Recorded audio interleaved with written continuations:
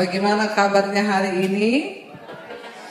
Pasti semakin luar biasa karena kita punya Tuhan yang luar biasa. Iya, tema hari ini adalah iman dan kekudusan Henok, saudara.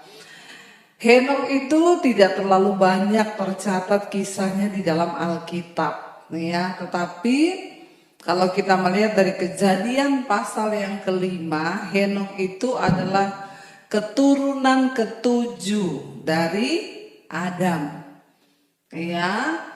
Dan saudara, kalau saudara membaca di kitab Kejadian pasal yang kelima itu, ya, di sana ditulis bahwa Adam memperanakan ini, memperanakan itu, dan semua umurnya itu rata-rata 900 tahun, 800 tahun, ya, ketika mereka mati. Tetapi Henok dia hanya berumur 365 tahun.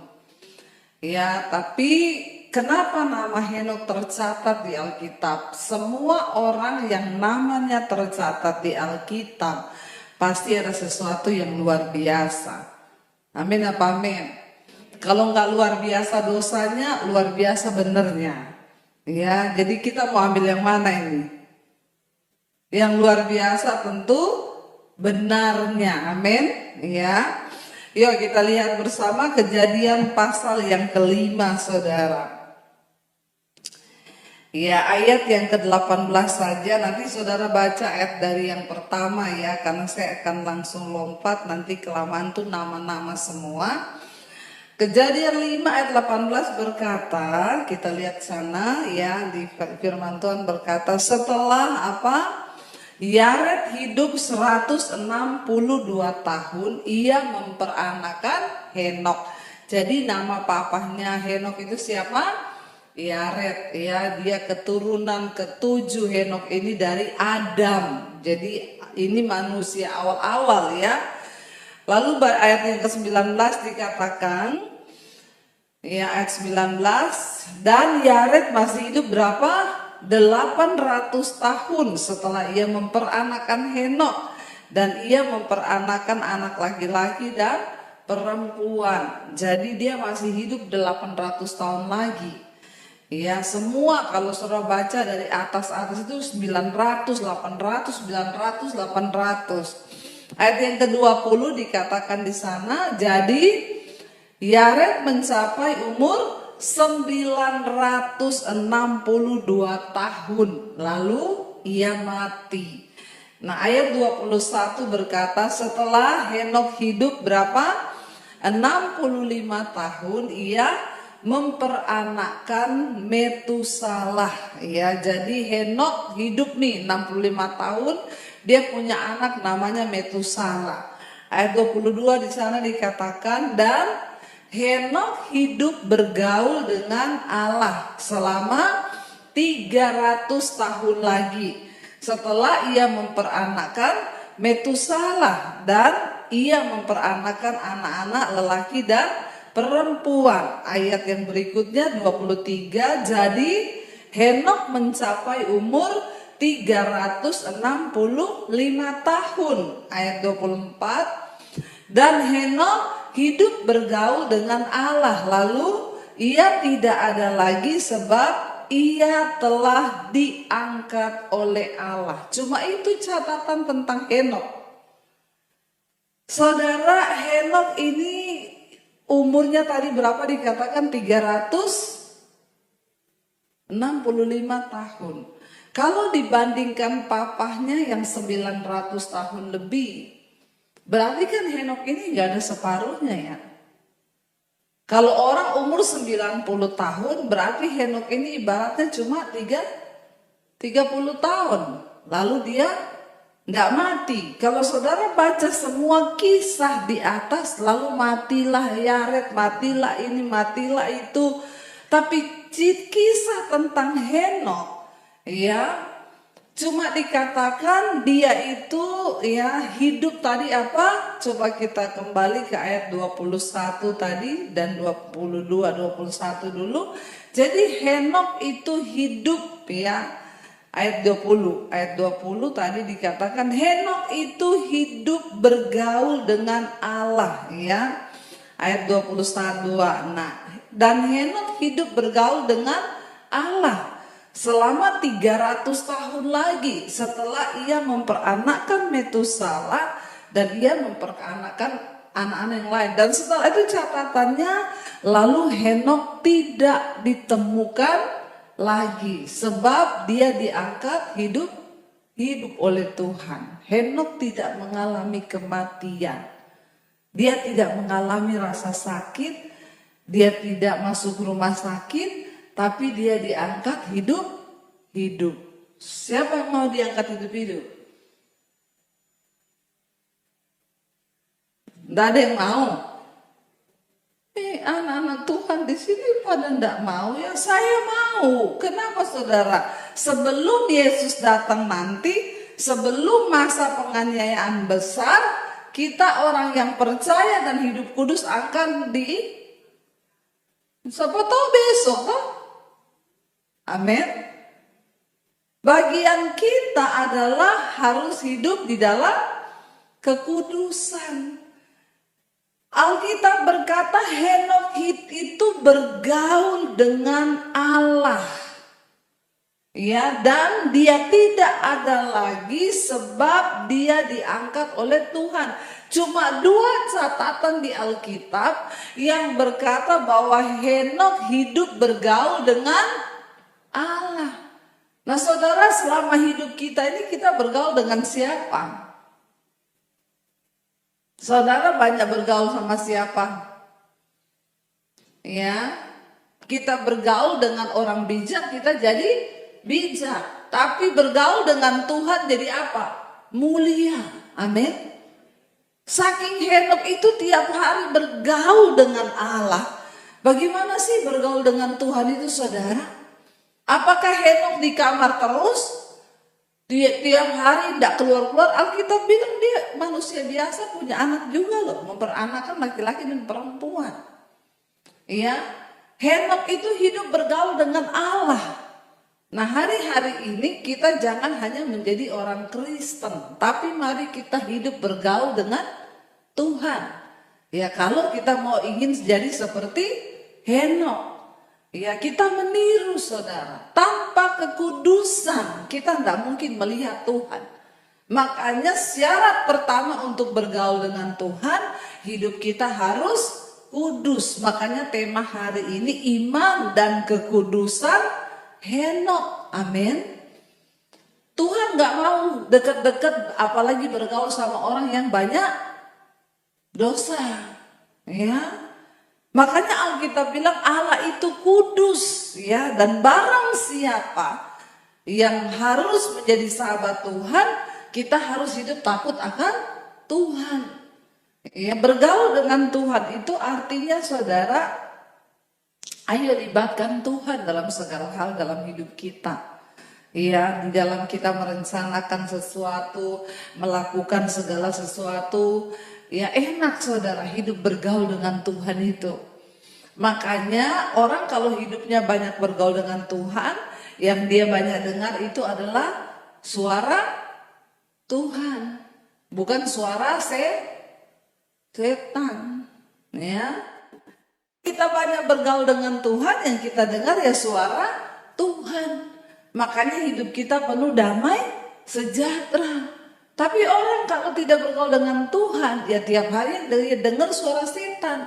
Orang salah sedikit aja udah itu kan. Makanya memang mamamu tuh begitu, papamu tuh begitu. Memang kakak iparmu tuh begitu, memang begini, lalu emosi. Nah, itu kamu bergaul dengan setan. Tapi kalau kita bergaul dengan Tuhan, baru mau marah, ada suara yang bilang, "Nggak usah, tinggalkanlah panas hati itu, marah-marah itu dosa di hadapan Tuhan." Ya suami-suami, engkau di rumah hidupmu membawa damai sejahtera kalau engkau hidup bergaul dengan Tuhan. Ya, tapi kalau engkau banyaknya ya bergaul dengan setan, yang kau dengar terus suara setan, maka tiap hari stres, marah-marah, hidup cuma sebentar kok, ya stres loh, ikuti setan. Benar nggak saudara? Hidup ini cuma sebentar. Makanya banyak bergaul dengan Tuhan, dengarkan suara Tuhan. Mengucap syukur. Kenapa saudara Henokh dikatakan dia hidup pada zaman itu dan dia bergaul dengan Tuhan? Karena pada zamannya Henokh itu ternyata juga sudah terjadi kekacauan. Orang baru 7 turunan dari Adam.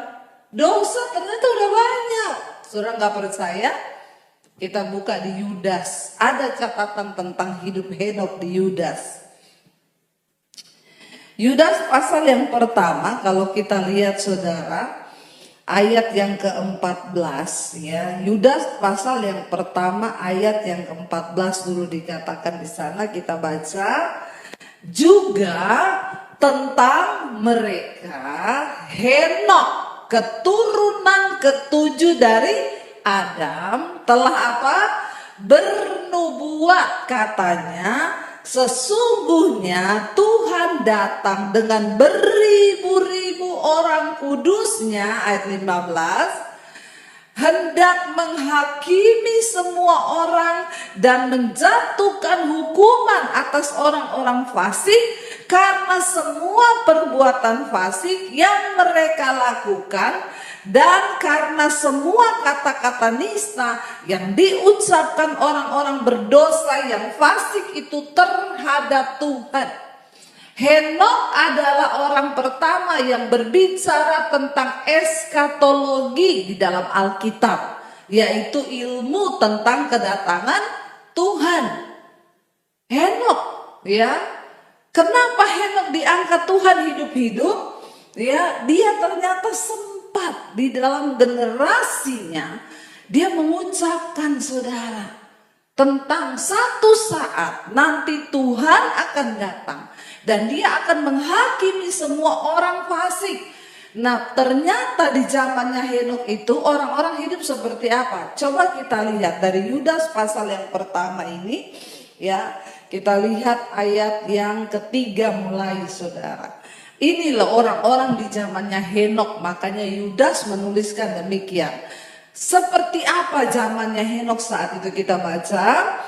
Saudara-saudaraku yang kekasih, sementara aku bersungguh-sungguh berusaha menuliskan kepadamu tentang keselamatan kita bersama, aku merasa terdorong untuk menulis ini kepada kamu dan menasehati kamu. Ini Yudas yang tulis ya.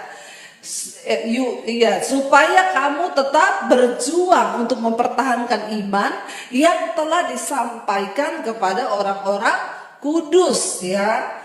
Lalu dikatakan di sana ayat yang keempat, sebab ternyata ada orang-orang tertentu yang telah masuk menyusup di tengah-tengah kamu, yaitu orang-orang yang telah lama ditentukan untuk dihukum. Jadi memang ada orang yang sudah ditentukan untuk binasa saudara, karena memang hatinya itu nggak mau bertobat.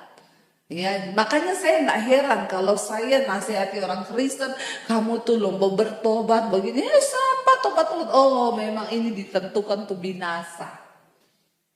Karena memang hatinya kebal, nggak mau dengar firman Tuhan. Tuhan kan udah tahu, kayak Yudas sendiri, ya dia akhirnya ya menjual Tuhan Yesus. Ya, Yudas yang menyangkal Yesus ya, bukan Yudas murid Yesus yang ini. Dia itu kenapa saudara? Karena memang dia ditentukan untuk binasa. Tuhan tahu memang hatinya itu bakal seperti itu. Lalu dikatakan di sana, mereka itu adalah siapa? Orang-orang yang fasik yang menyalahgunakan kasih karunia Allah kita. Jadi ternyata memang banyak orang Kristen pun zaman sekarang ini menjadi orang-orang fasik yang menyalahgunakan apa?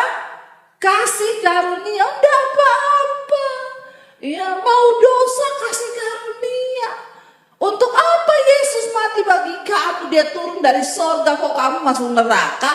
Kan kita sudah diberi kasih karunia. Nah ini orang-orang yang Jadi ternyata di dalam Alkitab sudah ditulis akan ada orang-orang yang menyusup masuk ke dalam pengajaran Kristen. Kalau dikatakan menyusup berarti memang mirip. Makanya nggak ketahuan tuh. Kalau serigala masuk ke domba langsung ketahuan nggak? Ya ketahuan orang dia serigala, tapi serigala berbulu. Nah itu namanya penyusup. Kelihatannya seperti kita. Kelihatannya pendeta. Tapi firman Tuhan bilang dari buahnya saudara harus mengenal. Tidak bisa dibohongi saudara. Buah berbicara. Ya, makanya di sini dari zaman dulu ternyata dikatakan sudah ada orang-orang fasik yang menyalahgunakan kasih karunia. Mereka itu menyusup ke dalam orang-orang Kristen. Mereka itu menyalahgunakan kasih karunia untuk apa? Melampiaskan apa? Hawa nafsu mereka. Dan yang menyangkal satu-satunya penguasa dan Tuhan kita Yesus Kristus. Jadi di zaman Henokh pun memang sudah ada orang-orang yang hidup tidak takut akan Tuhan. Terjadi lagi di zaman Yudas, mirip seperti di zaman Henokh dulu. Orang tidak menghormati Tuhan. Ya, mereka bebas melakukan dosa, mereka hidup dalam kenajisan, persinahan, kepahitan, segala dosa. Tapi bilangnya apa? Kasih karunia. Hati-hati dengan pengajaran kasih karunia. Ya, enggak apa-apa kok. Tuhan mengampuni kau terus. Ya. Gereja itu kan bengkel, nanti hari ini rusak, besok lagi kau rusak lagi, datang lagi ke bengkel, lusa rusak lagi, tahun depan rusak lagi, rusak terus sampai bertahun-tahun. Ya kalau saya jadi bengkelnya, saya bilang saya enggak mau Pak layani mobilmu ini rusak terus, buang aja nih mobil, iya enggak? Orang mobil kok rusak terus? Jadi anak Tuhan kok enggak tobat-tobat? Hidup berdosa terus jatuh lagi. Tuhan juga tahu ya kejatuhan yang seperti apa. Kalau kita jatuhnya ini cuma marah. Oh memang saya lepas kontrol ya. Saya tadinya enggak kepengen marah sih.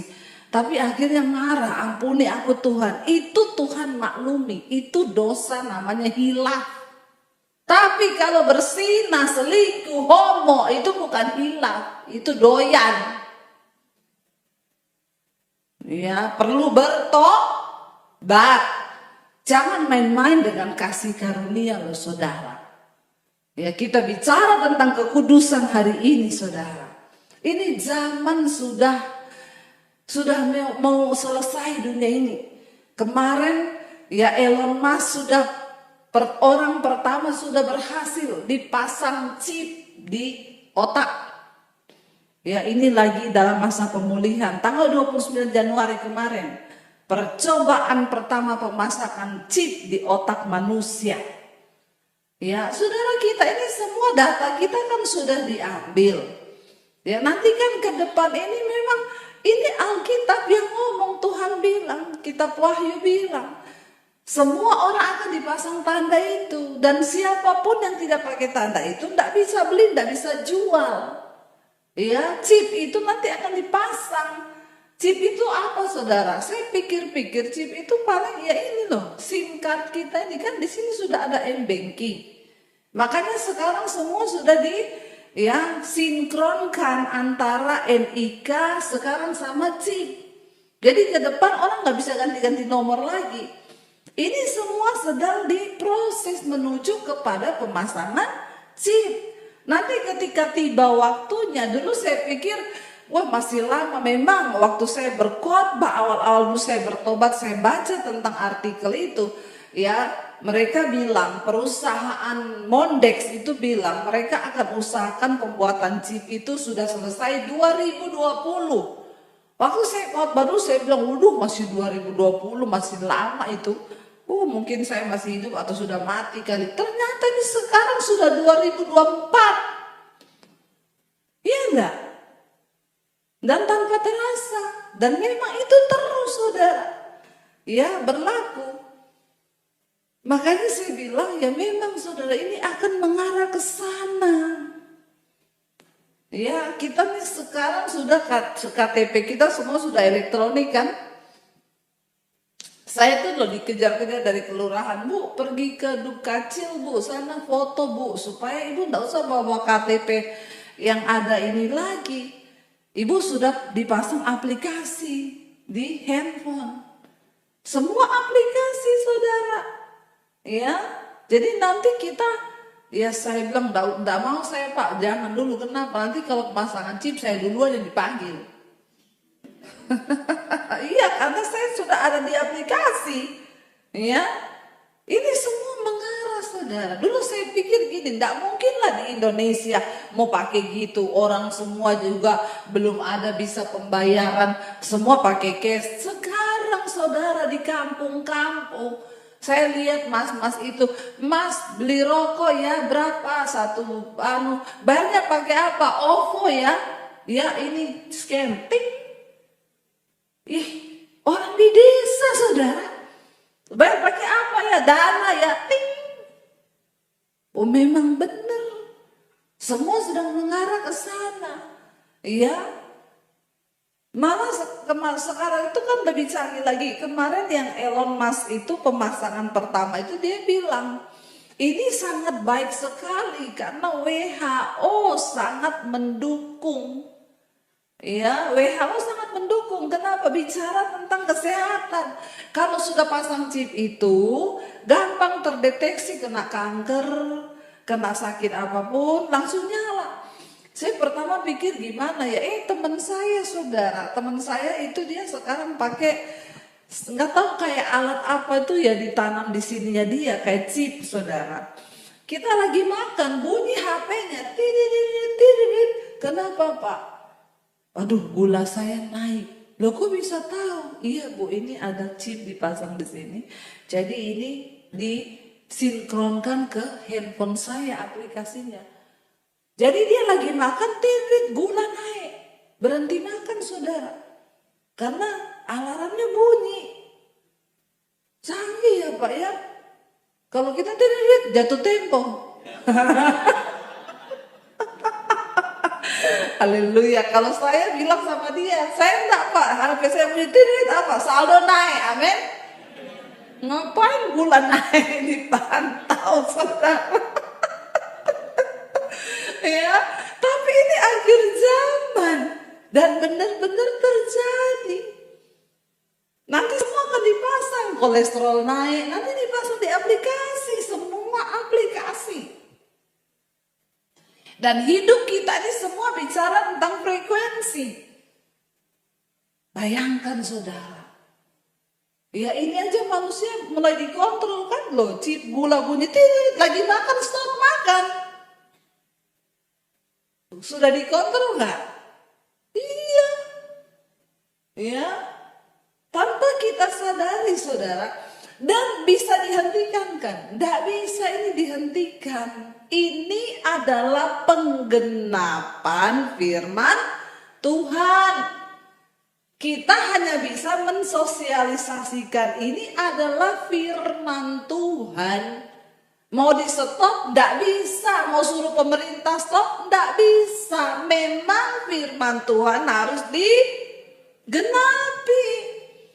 Saya hanya menghimbau, ayo buka mata lebar-lebar orang Kristen. Bertobat. Jangan hidup berdosa terus. Supaya siapa tahu nanti malam akan ada pengangkatan. Kita semua siap dalam kekudusan. Tidak ada yang tertinggal. Amin. Lihat lu saudara, kayak Henok nanti kita hilang, tiba-tiba hilang. Alkitab bilang istri lagi di ladang, suaminya hilang. Istri lagi di rumah, istrinya masak, tiba-tiba hilang. Rapture diangkat Tuhan dalam kekudusan. Ya makanya beres-beresin hidup mulai dari sekarang. Yang banyak dosa bertobat, yang banyak utang bayar. Mau diangkat malaikat ada utang belum lunas. Ya, cukupkan dirimu dengan apa yang ada padamu. Amin. Hidup tuh enggak usah maksa. Kalau ada dipakai, kalau dikasih dipakai, enggak usah. Amin. Benar saudara, ayo kita buka mata loh hari-hari ini. Kita ada di penghujungnya akhir zaman. Dan pengajaran-pengajaran orang-orang yang menyusup ngomongin tentang karunia, kasih karunia semakin banyak. Nggak apa-apa dosa, nggak apa-apa. Tuhan sudah mati kok buat kita.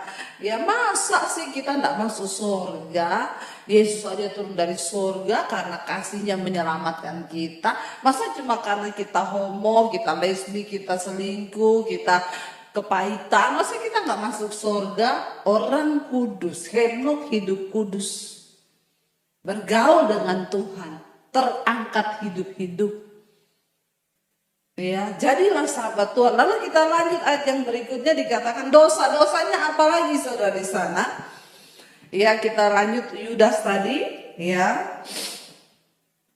Tetapi sekalipun kamu telah mengetahui semuanya itu dan tidak meragukannya lagi, aku ingin mengingatkan kamu bahwa memang Tuhan menyelamatkan umatnya dari tanah Mesir, namun sekali lagi membinasakan mereka yang tidak percaya. Memang mereka dibawa dari tanah Mesir, tapi semua binasa di padang gurun akibat dosa. Memang Yesus turun dari surga untuk menyelamatkan kita, tapi orang yang tidak menghormati kasih karunia Allah akan dibinasakan. Memang Tuhan mengasihi. Dia selamatkan bangsa Israel dari Mesir, tapi ingat, dia juga bunuh mereka di padang gurun karena kedegilan dan keras hatinya mereka yang tidak mau bertobat. Itu perlu kita ingat saudara. Jangan cuma ingat kasih Tuhan itu juga menghukum. Ketika pertama kali Yesus datang ke dalam dunia membawa kasih karunia, yes. Tapi kedua kali dia akan datang sebagai hakim yang adil untuk menghukum dunia.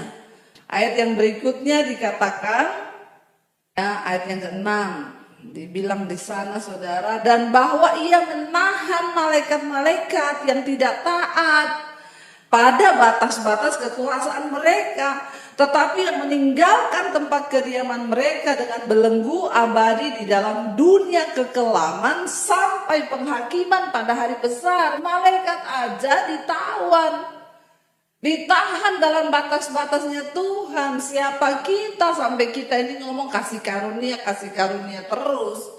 Ya ingat loh, Tuhan itu menghukum saudara. Ayat berikutnya, ayat yang ke-7 dikatakan, ya saya pengen kita ini melihat dosa-dosa yang sama seperti Sodom dan Gomora dan kota-kota sekitarnya yang dengan cara yang sama melakukan apa? Percabulan dan mengejar kepuasan yang tidak wajar. Laki-laki jatuh cinta sama laki-laki, perempuan sama perempuan. Mereka telah menanggung siksaan api kekal sebagai peringatan kepada semua orang. Kenapa Sodom dan Gomora dihancurkan? Menjadi peringatan buat kita saudara, bahwa kita ini jangan main-main dengan kasih karunia Tuhan. Ya, namun ayat yang 8 berkata, namun demikian orang-orang yang bermimpi-mimpian ini juga mencemarkan tubuh mereka dan menghina kekuasaan Allah serta menghujat semua yang mulia di sorga saudara. Kita lanjut ayat yang langsung aja ya, ayat yang ke-11. Celakalah mereka yang mengikuti, ayat yang ke-11 saudara ya. Waktunya udah hampir habis. Celakalah mereka yang mengikuti jalan yang ditempuh Kain, dan karena mereka oleh sebab upah menceburkan diri ke dalam kesesatan Bileam, dan mereka binasa karena kedurhakaan seperti Korah. Ayat yang berikutnya 12 dikatakan, saya pengen kita tahu dosa-dosa pada zaman itu. Mereka inilah noda dalam perjamuan kasih-Mu, di mana mereka tidak malu-malu melahap dan hanya mementingkan dirinya sendiri. Mereka bagaikan awan yang tak berair, yang berlalu ditiup angin. Mereka bagaikan pohon-pohon yang dalam musim gugur tidak menghasilkan buah. Pohon-pohon yang terbantun dengan akar-akarnya yang mati sama sekali. Perhatikan, tidak berbuah. Orang-orang ini tidak berbuah, gak ada buah apa-apa, malah buah kejelekan yang mereka hasilkan. Ayat yang ke-13 berkata, mereka bagaikan ombak laut yang ganas, yang membuihkan keaiban mereka sendiri. Mereka bagaikan bintang-bintang yang baginya telah tersedia tempat di dunia kekelaman untuk selama-lamanya. Memang kelihatannya bintang, saudara, tapi akan dibinasakan oleh Tuhan. Ayat yang ke-14 juga tentang mereka, Henok keturunan ketujuh dari Adam telah bernubuat, katanya apa? Sesungguhnya Tuhan datang dengan beribu-ribu orang kudusnya. Ya, dan ayat yang ke-15, hendak menghakimi semua orang dan menjatuhkan hukuman atas orang-orang fasik karena semua perbuatan fasik yang mereka lakukan dan karena semua kata-kata nista yang telah diucapkan orang-orang berdosa yang fasik itu terhadap Tuhan. Ayat 5, ayat 16, ini dosa-dosa mereka, saudara, ya. Ayat 16 dikatakan di sana, mereka itu orang-orang yang apa? Menggerutu. Lalu yang kedua apa? Mengeluh tentang nasibnya. Lalu apa? Hidup menuruti hawa nafsunya. Tetapi mulut mereka mengeluarkan perkataan yang bukan-bukan. Dan mereka apa? Menjilat orang untuk mendapat keuntungan. Ini loh tipe-tipe orang akhir zaman ini, yang ada juga di zaman Nuh. Ya, mereka itu orang yang menggerutu, sukanya menggerutu. Hari ini saudara ada yang menggerutu? Puji Tuhan, tidak ada, karena lagi di gereja. Nanti kalau keluar dari pintu gereja, menggerutu terus. Kenapa itu orang di padang gurun dibinasakan Tuhan? Menggerutu, bersungut, dan bukan cuma itu, mereka itu orang yang suka mengeluh tentang nasib. Ya nasib, kenapa hidupku begini? Ya memang sudah nasib. Ya, daripada menggerutu, daripada bersungut, mengeluh tentang nasibmu, lebih baik engkau bersyukur. Siapa tahu nasibmu bisa berubah. Amin.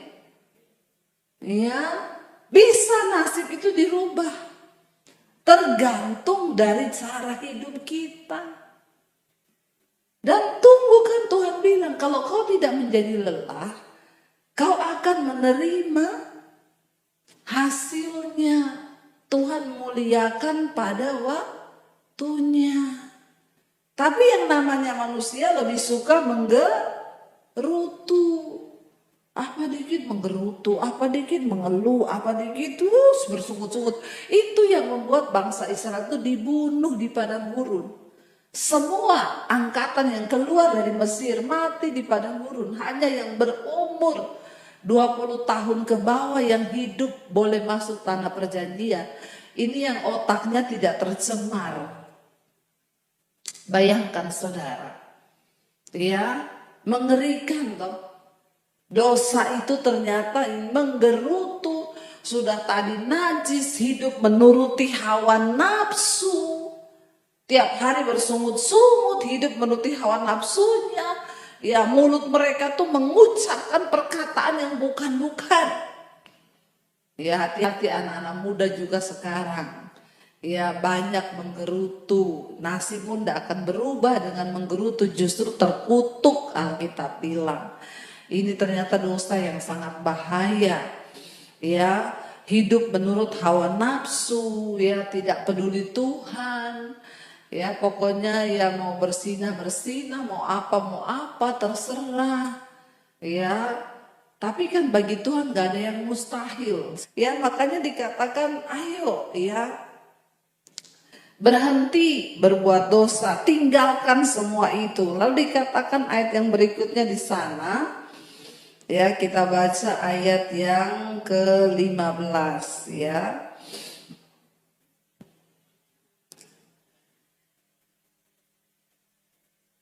Tadi ayat yang keberapa saudara? 16 ya.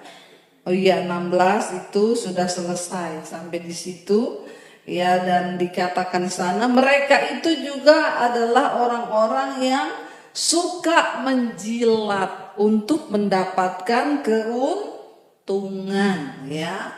Ayat 17, tetapi kamu saudara-saudaraku yang kekasih, ingatlah akan apa yang dahulu telah dikatakan kepada kamu oleh rasul-rasul kita Tuhan Yesus Kristus. Ya Tuhan kita Yesus Kristus. Saudara kita sudah mengerti kebenaran. Ya ayo jangan jadi penjilat. Ya ngapain sih, mending cari muka sama Tuhan daripada cari muka sama manusia. Ya makanya orang yang mulutnya manis itu jangan dipercaya ya. Mending yang langsung ceplas-ceplos saja ya. Daripada yang terlalu manis kalau ketemu orang luar biasa ya. Kalau saya langsung pret. Ya, karena orang-orang yang suka menjilat itu bahaya. Dari zaman Nuh juga ternyata sudah ada mereka-mereka itu. Karena akibat dosa. Sebenarnya dosa zaman sekarang dari zaman Nuh juga, dari zaman Adam dan Hawa ya sama toh. Sama, tidak ada bedanya. Karena namanya tetap dosa, dosa. Jadi gak ada bedanya, makanya mari kita bertobat, bersyukur kita masih diingatkan. Ayo pulang dari sini, ya jangan lagi bersungut-sungut. Suami istri menggerutu, ingat loh ya. Ya ingat pesannya Henok loh ya. Bertobat.